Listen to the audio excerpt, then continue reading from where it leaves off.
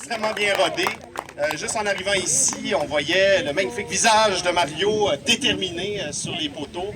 Et je pense que c'est un gage d'espoir et de succès pour Pointe-de-l'Île parce qu'on a besoin de Mario Beaulieu comme député de Pointe-de-l'Île à la Chambre des communes. Et je suis heureux. On est évidemment sur le bord de notre magnifique fleuve Saint-Laurent, notre foyer national, que certains partis du Bloc québécois, du Bloc canadien, veulent scraper, n'est-ce pas? Est-ce qu'on va les laisser faire? Non! Est-ce qu'on va bloquer ça, plutôt? Oui! Je pense bien. Alors, écoutez, c'est sans hésiter que la Société Saint-Jean-Baptiste de Montréal, en Assemblée générale, a résolu d'appuyer le Bloc québécois dans le cadre de cette présente campagne. Et c'est sans hésiter aussi que la Société appuie son ancien président, M. Mario Beaulieu. Sans hésiter. Et là, on aura constaté qu'ici, dans Pointe-de-l'Île, comme dans plusieurs comtés fédéraux, il y a un grand nombre de militants, et oui, de la société, les meilleurs militants du mouvement indépendantiste, j'oserais dire, qui se retrouvent ici. Je veux dire qu'on encourage très fortement nos membres, nos militants, nos militantes, à appuyer le Bloc québécois, à être présents dans les activités, à s'impliquer au plan logistique. Et je suis content parce que j'en vois plusieurs ici encore aujourd'hui. Je vous félicite, je vous encourage jusqu'au 19 octobre. Lâchez pas. Après, par contre, le 19 octobre, ce serait bien, hein, si vous pouvez revenir un peu, parce que le lendemain de l'élection, on relance, et je vous en fais l'annonce, on relance le mouvement indépendantiste, on relance le camp du oui. Alors, on va avoir besoin. Le lendemain de l'élection, on continue à travailler.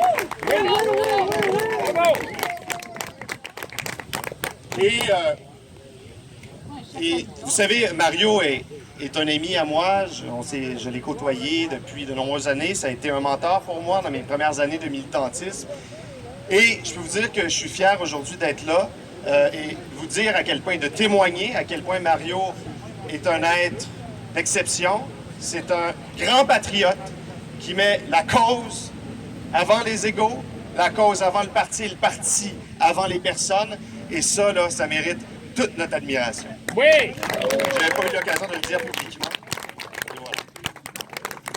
Alors, très rapidement, vous savez, on entend souvent des gens, des commentateurs, des médias, questionner la pertinence du Bloc à Ottawa. Mais je pense qu'on ne questionne pas suffisamment la pertinence d'Ottawa au Québec. Vous ne pas? Les partis du Bloc canadien sont incapables de faire la preuve des avantages pour le Québec d'être sous la tutelle fédérale. Depuis Mulroney et l'échec du lac Meach, il n'y a aucun politicien canadien qui s'est montré ouvert à proposer quelque accommodement raisonnable que ce soit pour le Québec. Et ça ne va pas revenir, de toute évidence, parce que le Canada, c'est un cadenas. Sa constitution n'est pas réformable et le Québec, lui, est de plus en plus étranger au Canada. Le Bloc canadien n'a aucun intérêt à accommoder le peuple du Québec, qui pourtant n'a même pas signé la Constitution canadienne. Au Canada, on préfère plutôt débattre de la manière d'accommoder les immigrants qui souhaitent prêter serment voilé. Bon. Mais le Québec n'est plus dans les cartons d'Ottawa.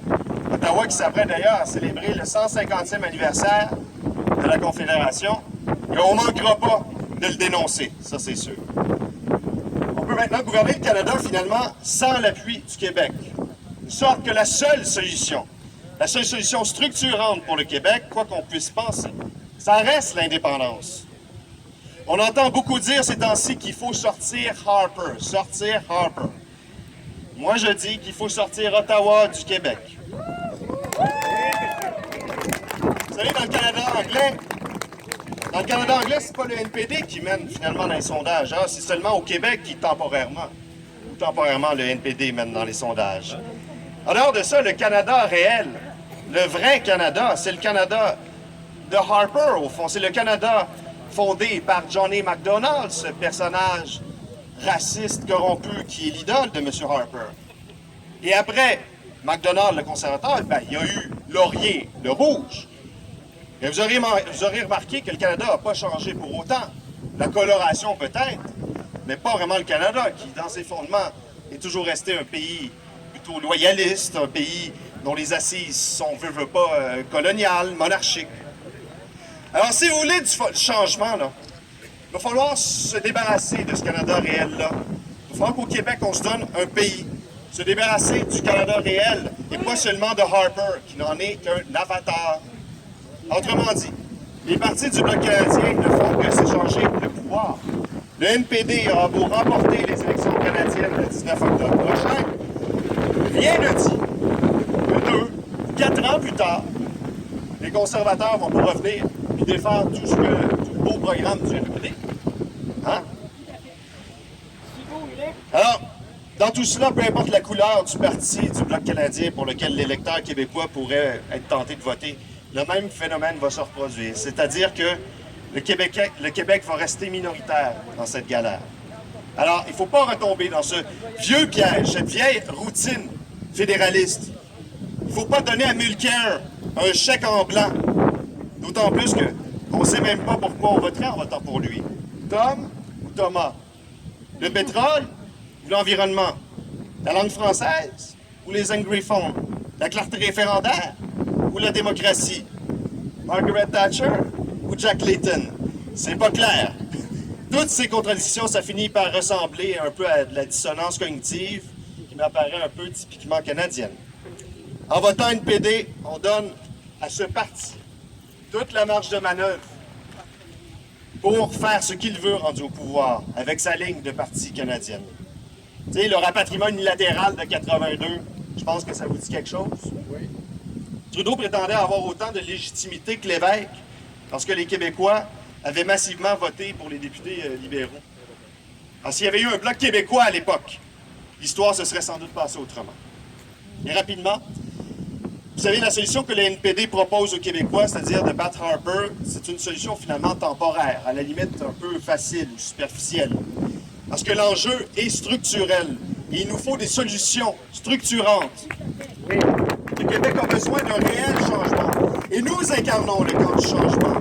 Nous incarnons le camp de la liberté, le camp de la dignité, le camp de l'indépendance.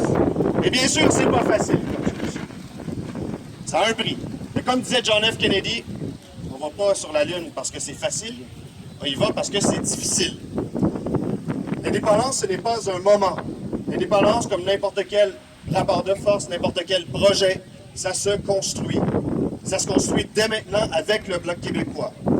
À nous de construire un bon rapport de force pour le Québec. On a tout à gagner. Il y a tous ceux qui posent des conditions à notre indépendance et à notre liberté comme peuple. J'ai une question pour vous. Poserez-vous des conditions au fédéralisme et au régime canadien le 19 octobre? Votons Bloc québécois. Ne donnons pas à Mulcair un chèque en blanc avec ses contradictions, avec son plan économique qui ne tient pas la route. En tout cas, moi, il n'y aura pas de chèque en blanc de ma part, mais peut-être par contre un chèque signé à l'encre bleue avec écrit dessus « Bloc québécois » pour la campagne de Mario Beaulieu. Alors, votons pour Mario dans Pointe-de-L'Île. Travaillons ensemble à construire notre pays, le Québec. On a tout à gagner. Vive Mario, vive le Bloc et vive l'indépendance!